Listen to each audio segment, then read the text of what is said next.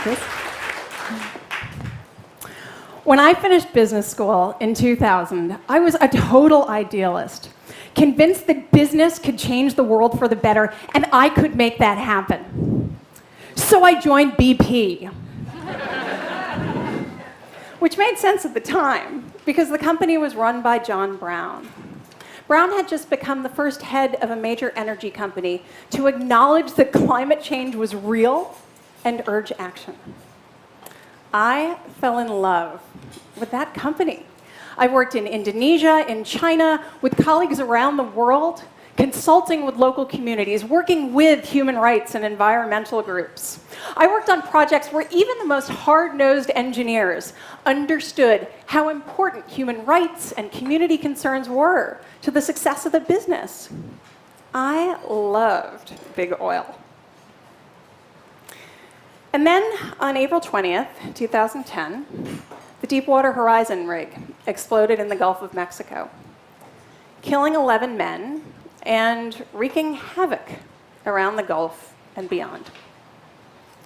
I had left the company 2 years earlier, but I watched in horror as this very different BP emerged in the press and in the hearings, one that was callous and reckless. It was the opposite of the BP that I thought I knew so well. So how could this happen in a company that, in my experience, went above and beyond what was required by law anywhere to protect people and protect the environment? Did my 9 years of work make any difference at all? To try to answer those questions, I started talking to people I'd gotten to know over the years, doing similar work in other companies, particularly where things had gone wrong, at Yahoo, The Gap, Coca-Cola. And I realized that we face so many common challenges and frustrations, and that our story needed to be told. Because I also got really frustrated with the public conversation after every corporate disaster. Oh, great, another evil company full of greedy and evil people.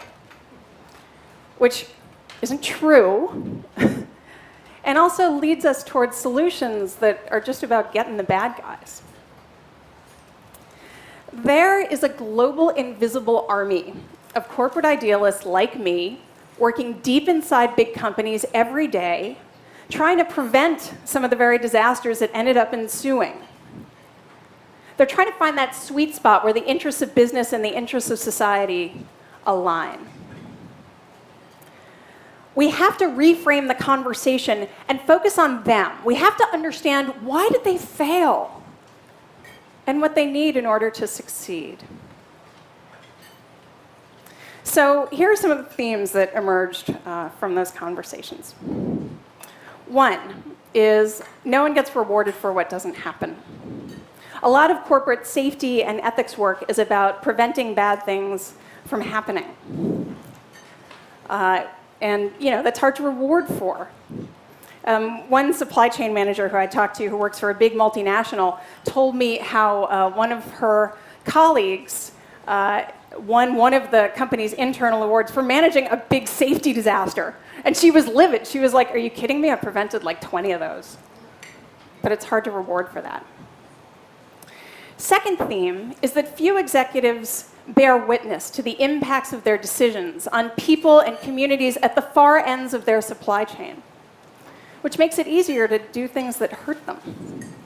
The International Labor Standards team at Disney arranged for Disney's CFO to go visit factories in China where Disney-branded products were made.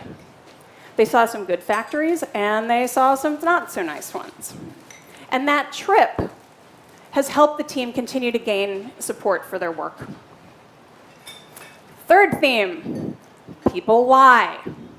More than one person told me a story of visiting a factory and then doubling back saying they dropped their notebook, and seeing all the workers turning in their goggles or their face masks so that they could be kept nice and clean in a box. Factory owners lie, not because they're evil, not because they like exploiting people, but because they think that failing one audit means losing business. Some brands are moving towards longer-term relationships with suppliers to try to change that behavior, but in the meantime, people lie. Okay, those three themes are kind of a bummer, but it wasn't all negative. A former Gap employee told me about visiting suppliers in India. And at the end of a long day, the guy showing him around said, I want to take you to one more that's not on your list. It supplies the domestic market. And he said they walked into this residential high-rise, walked up a few stories into this room, and it was filthy. There was a kid working one of the machines. And I asked him, how did you feel when you saw that? And he said, actually, it was one of the moments where I felt like all the work that we're doing is making a difference. Because if the factories we source from today look like that 20 years ago, we have made progress. And that, for me, was the real punchline, was this theme of incrementalism, of knowing that we are working on the toughest issues at the heart of globalization that no one person or team or company can solve overnight. But we are moving business in the right direction. I obviously did not manage to transform all of BP. I obviously didn't even get to know all of BP. But I know I made a difference to those workers and those communities around the projects that I did work on, which is tens of thousands of people, if not more. And that's not bad, though I know it's not good enough. The poet W.H. Auden wrote, there is a great deal of difference between believing something still and believing it again.